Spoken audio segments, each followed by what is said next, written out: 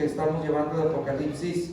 Y bueno, hermanos, estamos viendo el mensaje a las 7 iglesias. Estamos ya viendo las últimas 2 iglesias que nos restan, ¿verdad?, de este mensaje, las cuales están comprendidas desde el capítulo 2 al capítulo 3, ¿verdad? Tenemos el mensaje a las 7 iglesias y hoy estaremos viendo el mensaje a la iglesia en Filadelfia, o la iglesia a Filadelfia.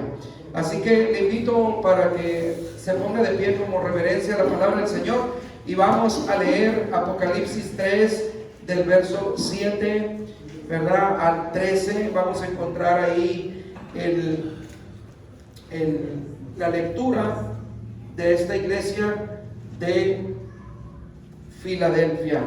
Dice así, hermano, la palabra del Señor: escribe al ángel de la iglesia en Filadelfia.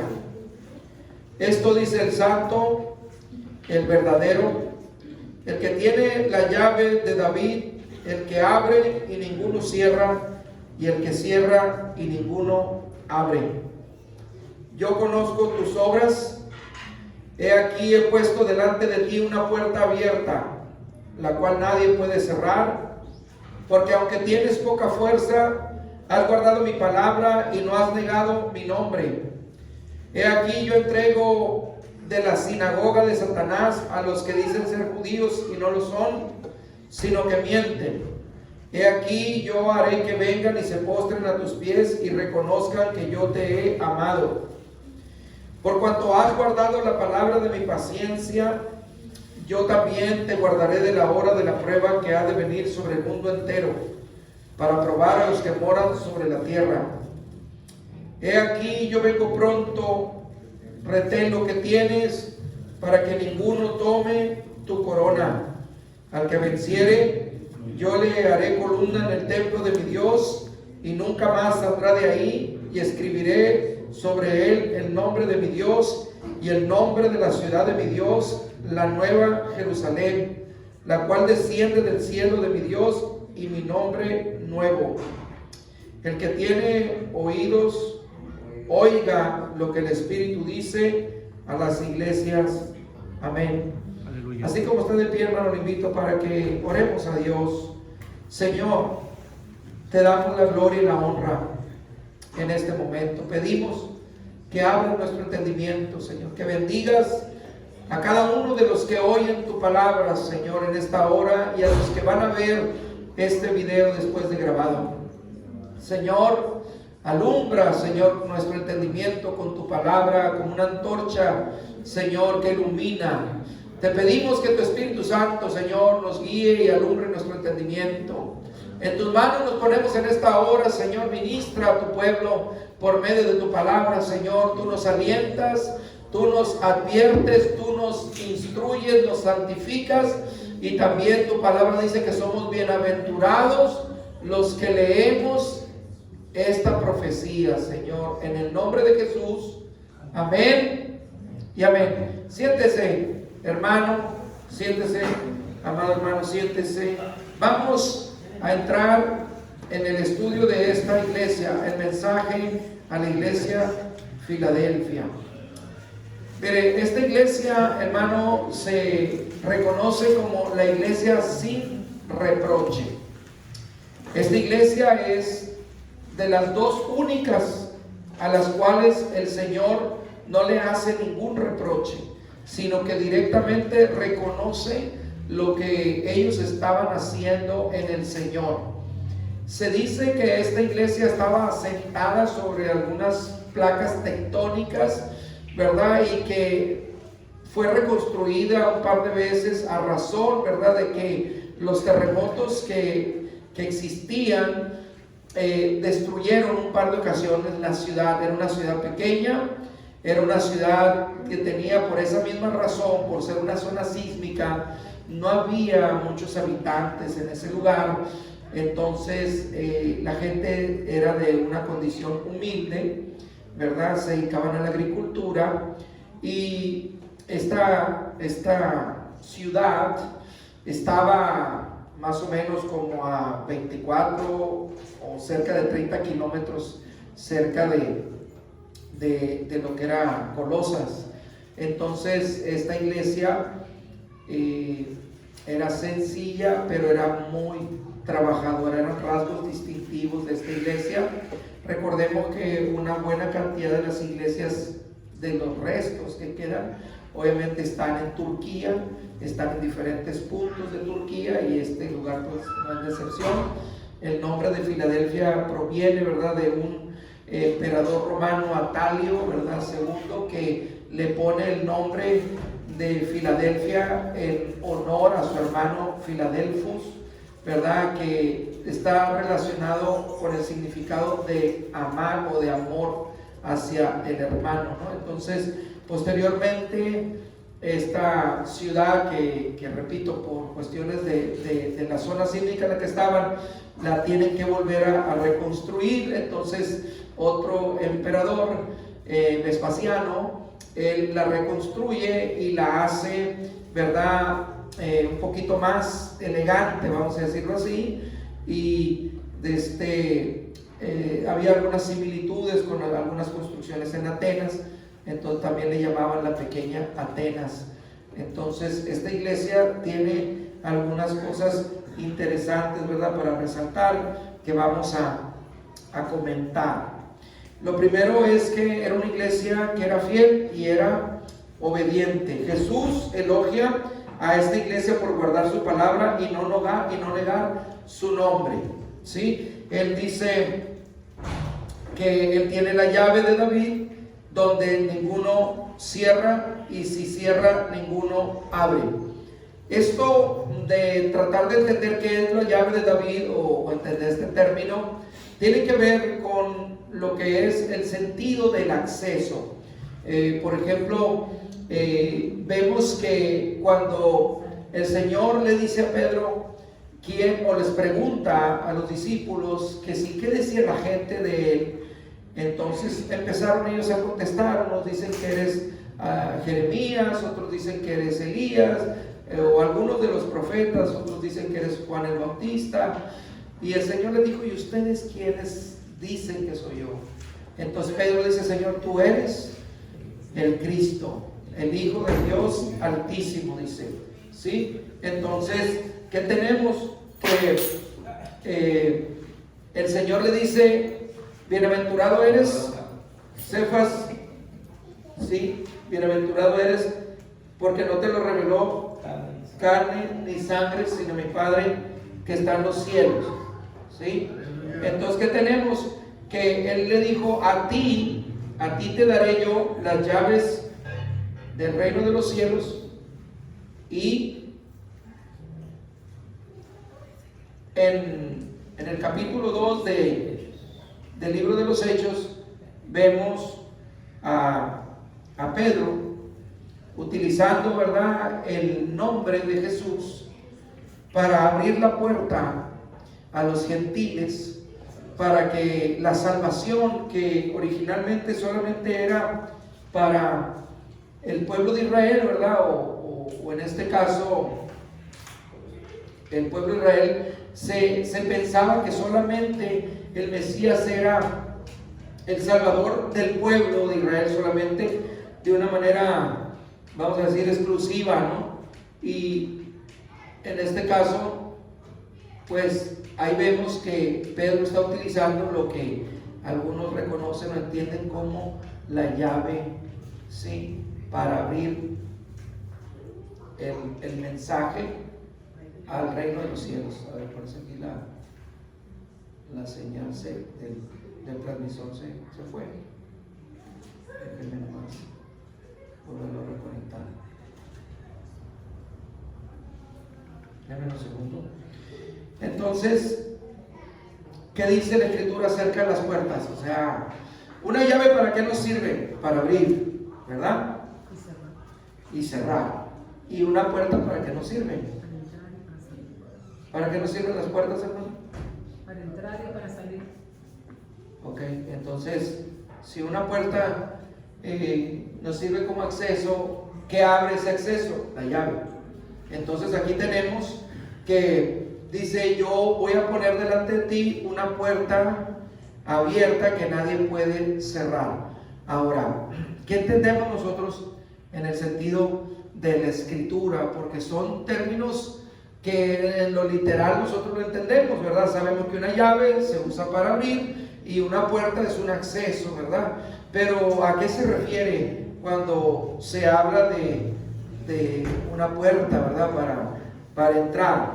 Ahorita lo vamos a explicar. También le promete el Señor a esta iglesia que la va a proteger en la hora de la prueba, ¿sí? Que vendrá sobre todo el mundo. Mire, nosotros en lo personal tenemos diferentes situaciones en nuestra vida, ¿verdad? Enfermedades, tribulaciones, abundancia, escasez, gozo, a veces tristeza, a veces tenemos fuerzas, a veces nos faltan un poco las fuerzas, diferentes circunstancias que nosotros vivimos.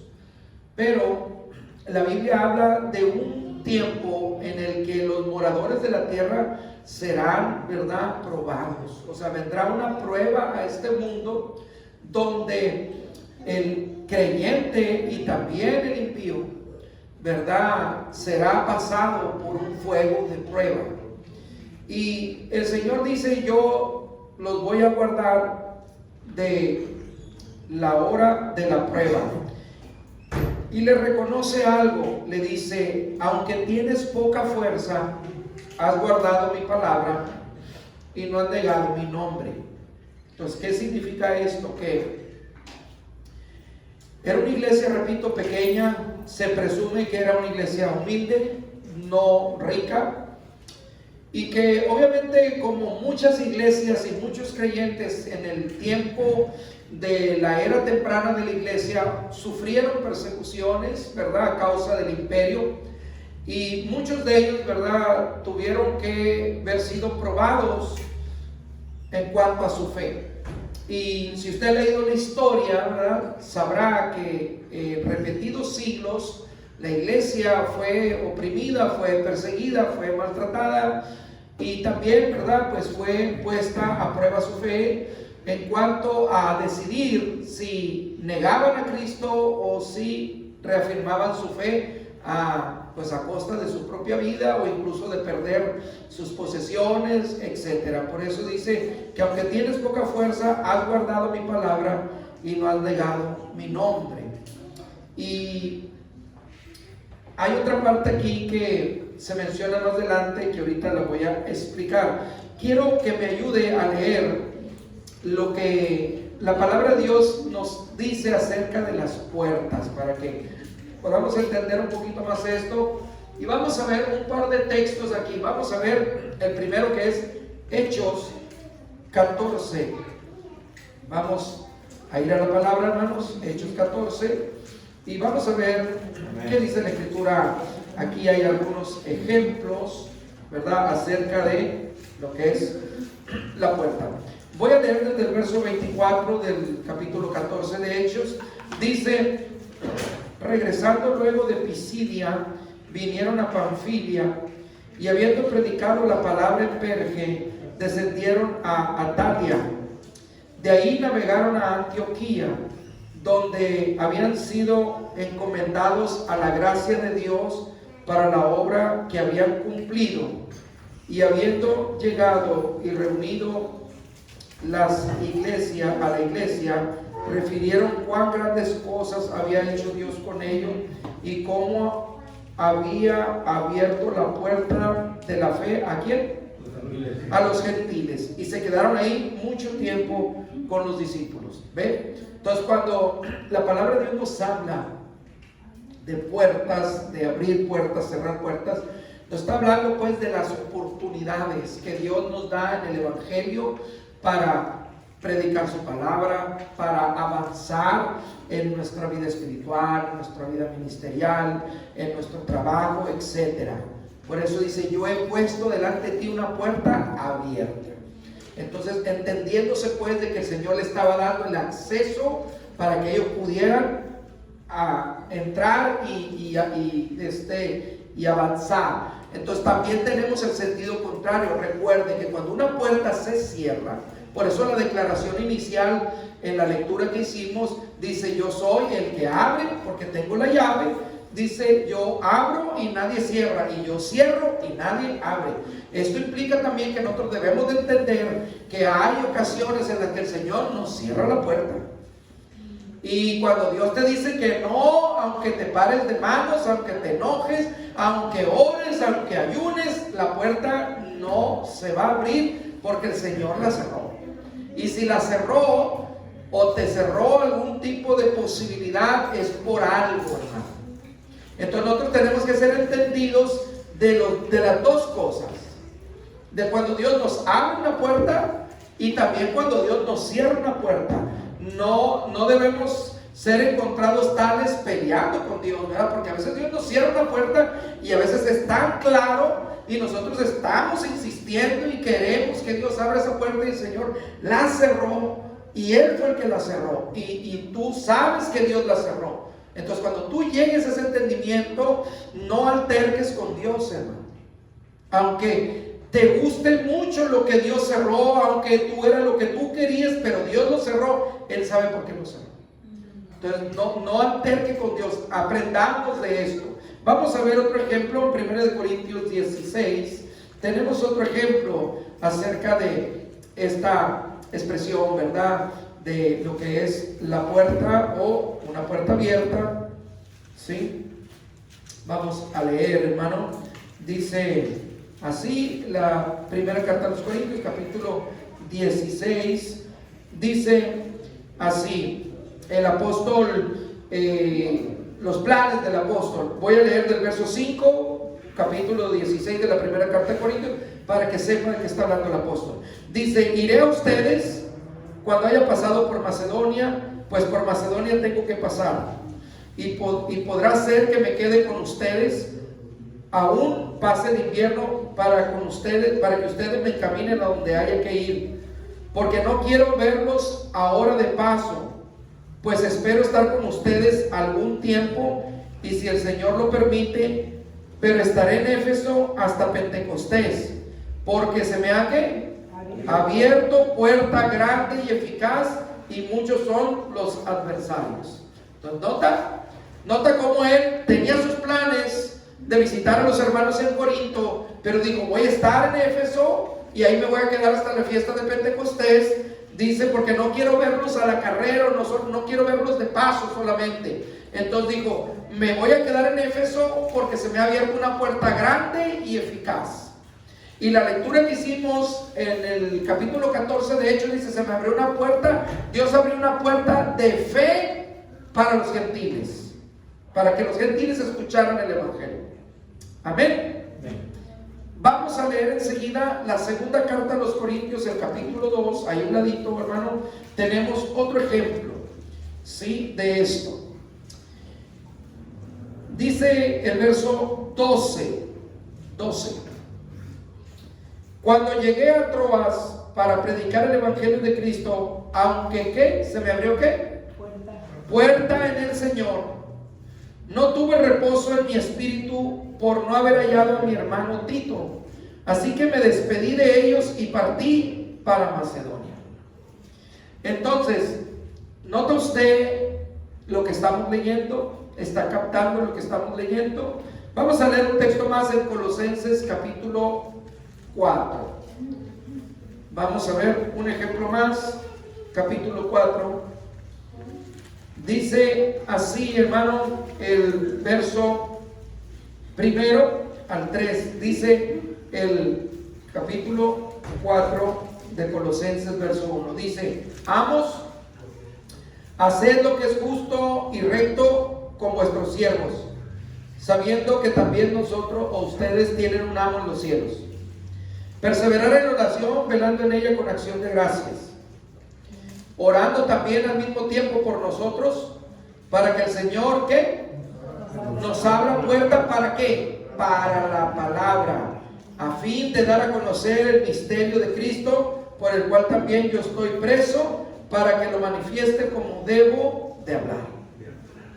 Entonces, mire, hermano, quiero que note lo siguiente. hay asuntos que no prosperan, proyectos que no prosperan, planes que no prosperan, por esa misma razón. Porque no hemos orado o no le hemos dicho al Señor que nos abra puerta eficaz.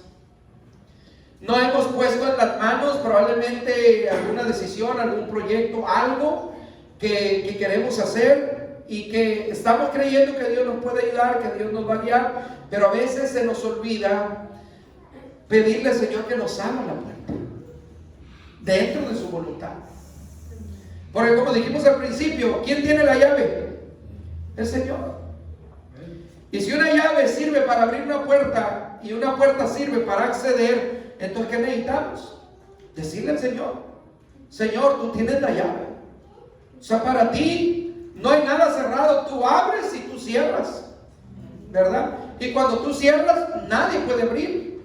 Entonces, ¿qué más garantía puede tener un creyente cuando Dios le confirma que la puerta de la que está pidiendo que se abra, el asunto que se trate, la decisión que tiene que tomar, lo que tenga que ver con su ministerio, con su vida, con su familia, etcétera? ¿Qué más garantía podemos tener cuando el Señor nos dice: tengo una puerta abierta para ti? Pero no es una puerta abierta para irse a perder al mundo, ¿verdad?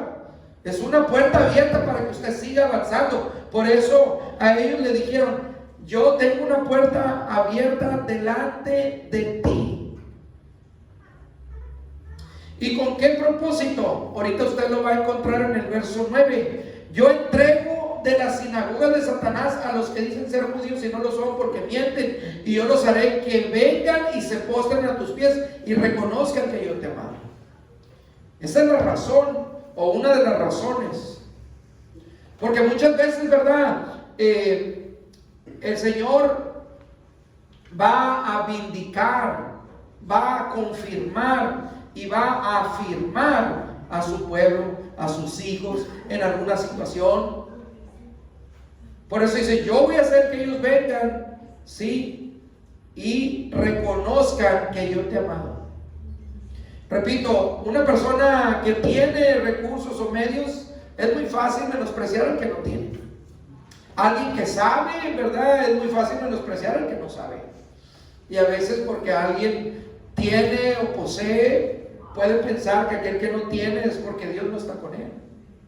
Por eso el Señor le dice: aunque tienes poca fuerza, has guardado mi palabra y no has negado mi nombre. Entonces aquí no hay que confundir una cosa con la otra.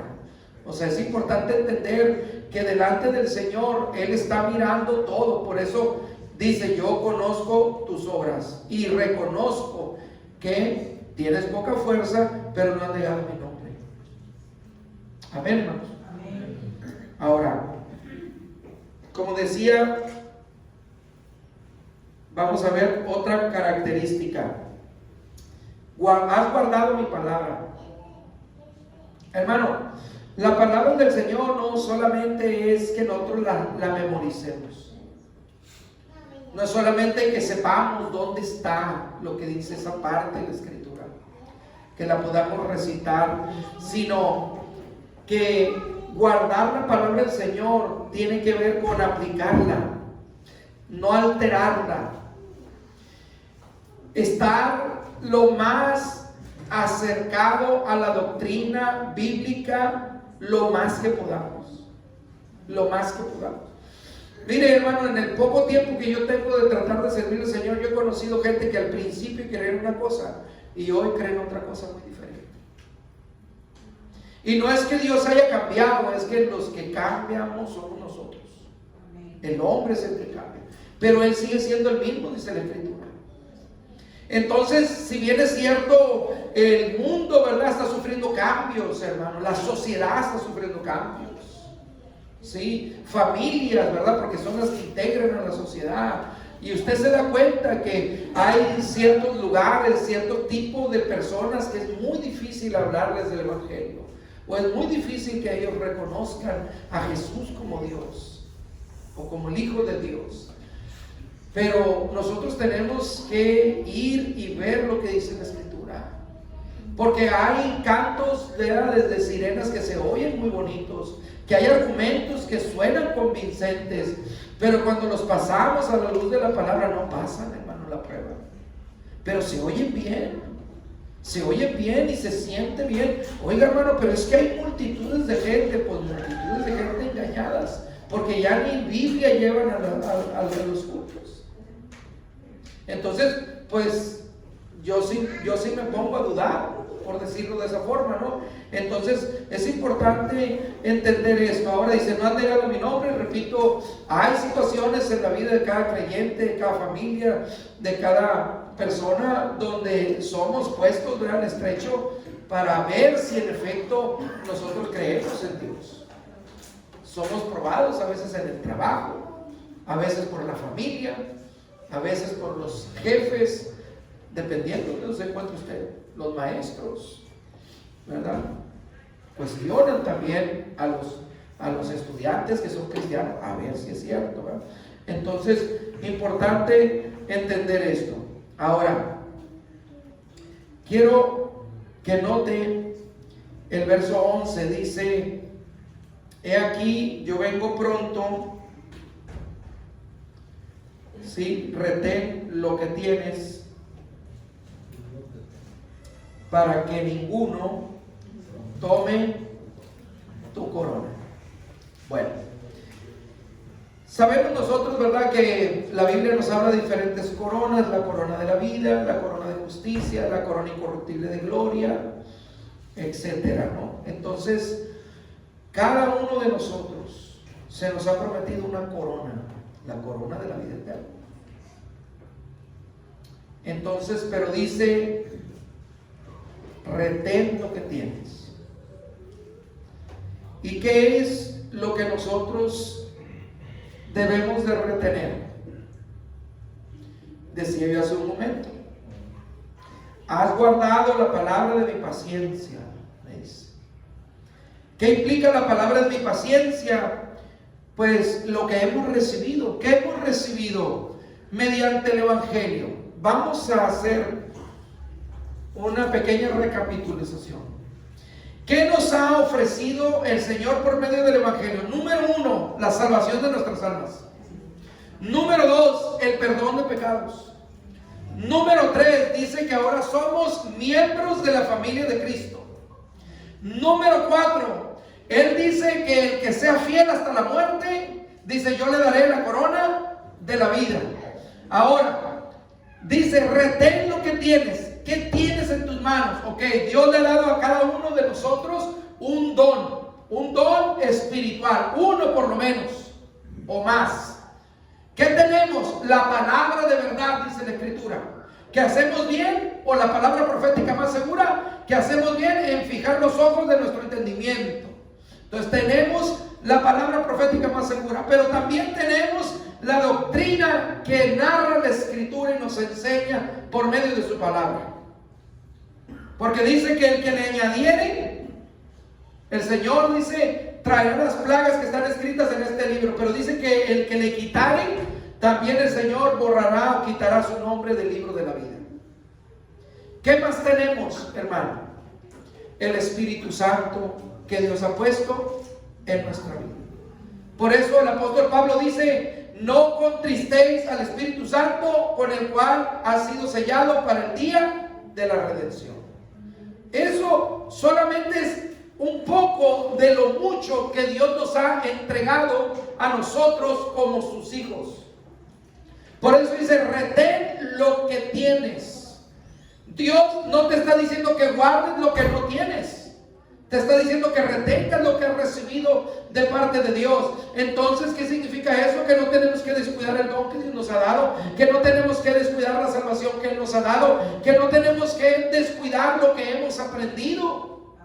Por eso Pablo, cuando le escribe a Timoteo en la carta en la primera epístola a Timoteo, ¿qué le dice? Como te rogué que te quedases en Éfeso para que le mandaras a otros que no enseñaran diferente doctrina. La doctrina bíblica la tenemos en la Escritura, hermano. No la tenemos en el libro de gnosticismo, de gnósticos, ni en el libro del Corán, no lo tenemos, ¿verdad? En los escritos de Buda, de Mahoma. Tenemos la palabra profética más segura, hermano. La cual hacemos bien si nosotros la metemos en nuestro corazón, si nosotros meditamos en ella, si nosotros se la repetimos a los nuestros, hermano. Porque una persona que ignora las verdades bíblicas, que ignora lo que Dios le ha dado con mucha facilidad, hermano, le quita el valor o menosprecia el valor que Dios le ha dado a la palabra de Dios. Hombres, mujeres a lo largo de la historia han dado su vida por defender las verdades bíblicas, hermano. Su vida, óigalo bien. Personas fueron presas por traducir la escritura a dialectos, ¿verdad? Que no había en aquel tiempo, y les costó a muchos la vida y a otros la libertad. Para que nosotros no valoremos no solamente las verdades bíblicas eternas que están aquí, sino también lo que otros hicieron para que nosotros pudiéramos tener esta verdad completa en nuestras manos, hermano. Retén lo que tienes, ¿verdad? Para que ninguno tome tu corona. Hermano, usted estará de acuerdo conmigo que cuando a usted algo no le costó, no lo va a cuidar igual que cuando a usted le costó. ¿Sí o no? Así es. Yo he visto personas a las cuales se les han regalado Biblias y a los 15 días las pierden. Las pierden porque no les costaron a ellos. Por eso yo escuché una vez a un hermano que decía: yo no le regalo Biblias a la gente. Bueno, alguien podrá juzgar, ¿verdad? Que dice: bueno, pues está mal. Y otro podrá decir: pues ¿por qué? Dice: porque cuando él tenía ese argumento. Dice: porque cuando a alguien no le ha costado algo, no lo cuida, no lo valora. Hermano, la salvación no nos costó a nosotros. Costó la sangre preciosa de Jesucristo, hermano. Así es. Y dice que fuimos comprados no con oro ni con plata, ni con piedras preciosas. Se pagó un precio muy alto, hermano, precio de sangre, para que nosotros digamos: bueno, es que es poca cosa, hermano. Este es un asunto de pueda pensar poca cosa. No, hermano. Debemos de entender y de saber la importancia y el valor, ¿verdad?, que el Señor le da a la salvación que Él compró con su propia sangre, ¿verdad? El verso 12 del capítulo 3 de Apocalipsis nos dice lo siguiente: al que venciere, yo le haré columna en el templo de mi Dios, y nunca más saldrá de ahí, y escribiré sobre él el nombre de mi Dios y el nombre de la ciudad de mi Dios, la nueva Jerusalén, la cual desciende del cielo de mi Dios, y mi nombre nuevo. ¿Sabe usted para qué sirven las columnas?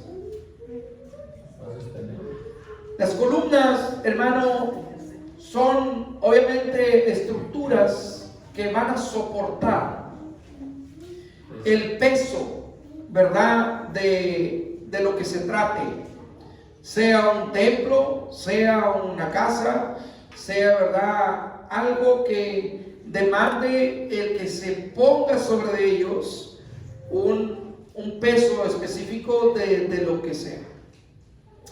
La escritura dice que la iglesia, y la iglesia, entiéndase, no por las paredes, sino por el conjunto de creyentes, dice que la iglesia es columna y baluarte de la verdad. Hermanos, nosotros como creyentes debemos de recordar la importancia de ser baluartes en este mundo de la verdad. Y baluartes de la verdad implica decirle a este mundo lo que no es cierto y enseñarle lo que sí es verdad.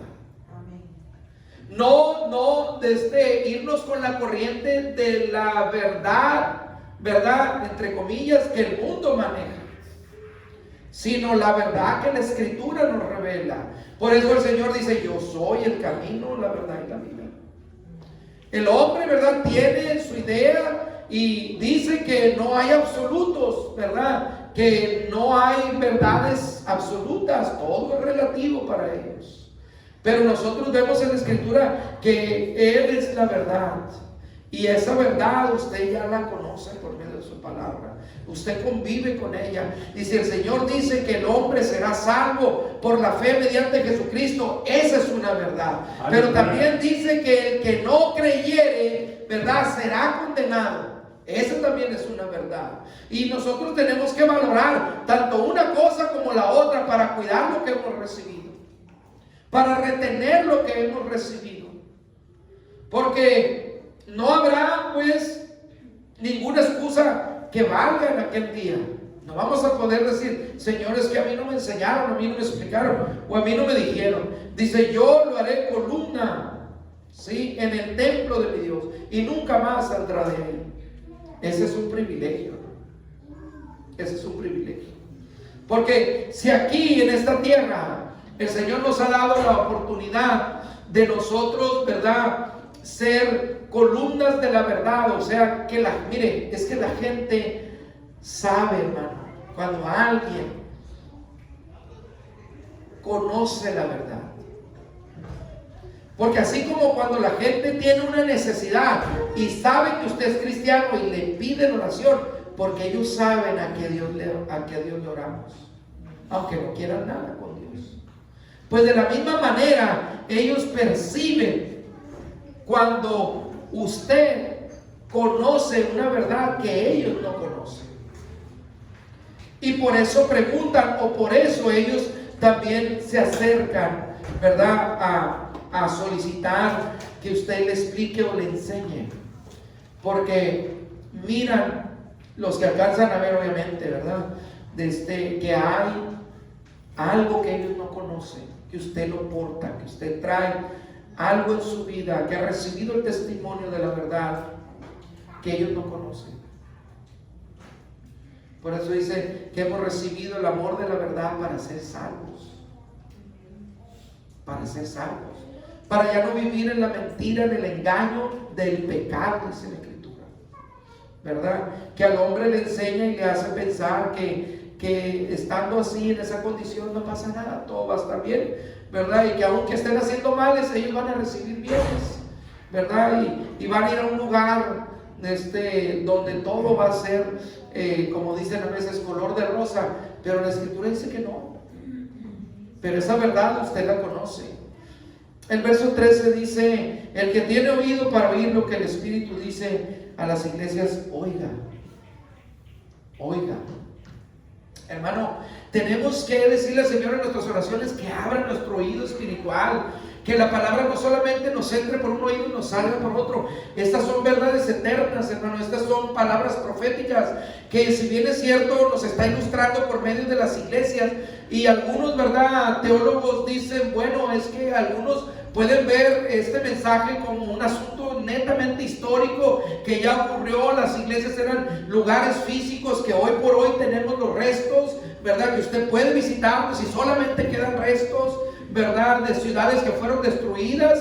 Pero si lo vemos con los ojos espirituales y tratamos de discernirlo a la luz del entendimiento de la palabra, está hablando también de formas de ser de los cristianos, hermano. Y no nos podemos escudar en decir: bueno, hermano, es que ese es un asunto histórico netamente. Por eso el libro de Apocalipsis dice que bienaventurados los que leen y los que oyen las palabras de esta profecía. Hermano, es una bienaventuranza que nosotros podamos entender lo que Dios nos está diciendo por medio de este mensaje a estas iglesias. Porque, como decía en la reunión anterior, la iglesia de Sardis, ¿verdad?, le decía que tenía nombre de que vivía pero estaba muerto. ¿Cuántos creyentes no andan, hermano, muertos en delitos y pecados. Y ellos dicen que son cristianos, que son creyentes, y se lo creen. O sea, eso es lo más triste, ¿verdad? Y si a eso ya le suma que hay quienes los alientan para que sigan viviendo en el error, en el pecado, ¿verdad? Entonces, eso es lo triste. Entonces, cuando usted mira esto y dice, bueno, pues hay una manera de ayudarle, porque estoy viendo la palabra me está alumbrando, entonces yo puedo ayudar. Y dice la Escritura en Santiago, ¿verdad?, que si a alguien hace volver del error al hermano, dice, cubrirá multitud de pecados y salvará un alma de muerte o del infierno, ¿verdad? Pero dice de muerte no solamente física, sino también espiritual. ¿Sí me explico, hermano? Entonces, le damos gracias a Dios por su misericordia. Porque, repito, hay muchas cosas que podemos ver que no se enseñan. Porque ahorita todo es dinero, dinero y dinero. Y que el cristiano viva como sea. Mientras se aparezcan los domingos al culto, no hay problema como viva. Y lo más triste es que lo enseñan desde los púlpitos. Eso es lo más triste, hermano. Entonces debemos de agradecerle a Dios por su favor y su misericordia. Yo quiero invitarlo a que se ponga de pie, hermano. Terminamos con esta iglesia. Solamente nos queda una. Con la ayuda del Señor estaremos terminando el próximo jueves con la última y seguiremos con el capítulo 4. Hermano, antes de despedirnos, yo quiero invitarle a que oremos.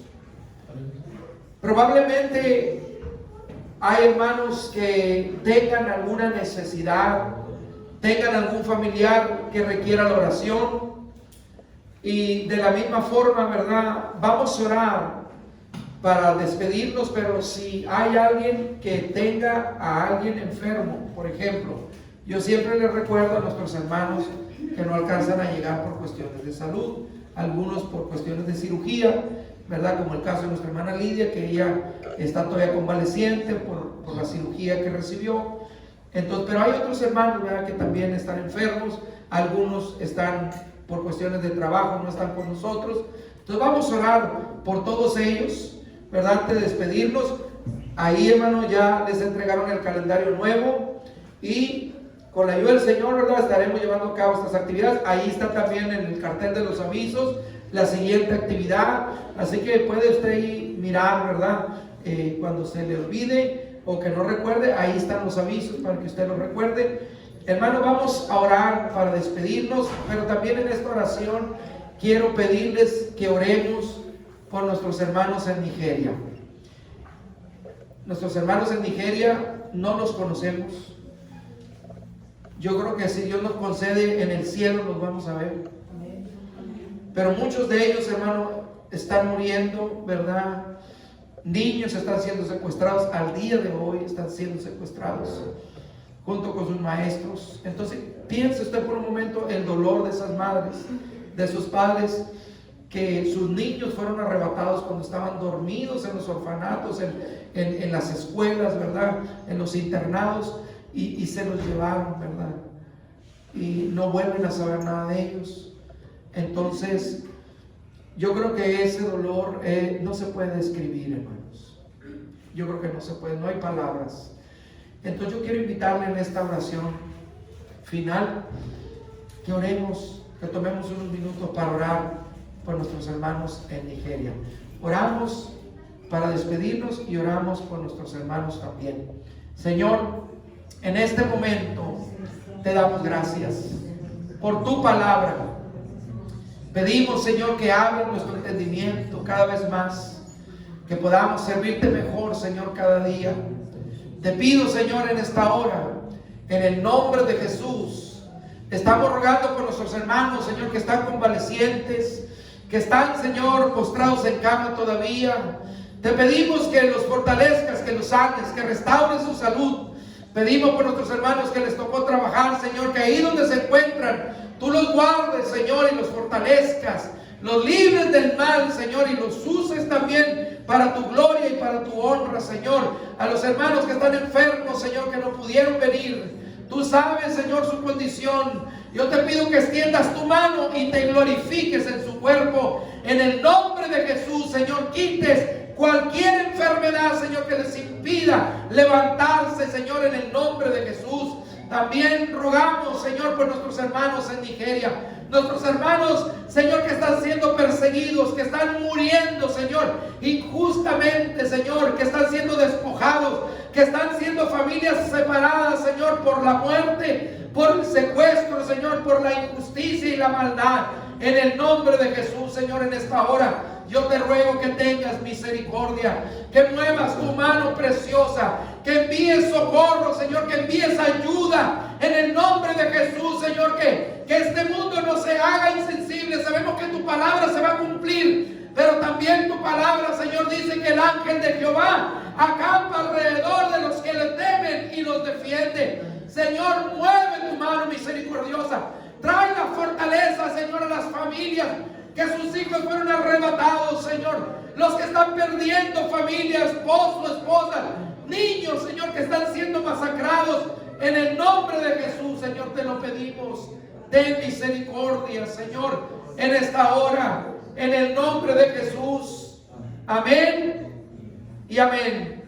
Hermano, salude al que tiene a su lado. Y nos despedimos con el último texto que dice: que la gracia de nuestro Señor Jesucristo sea siempre con todos nosotros. Amén. Así sea, en el nombre de Jesucristo. Hermano, salude, estamos despedidos.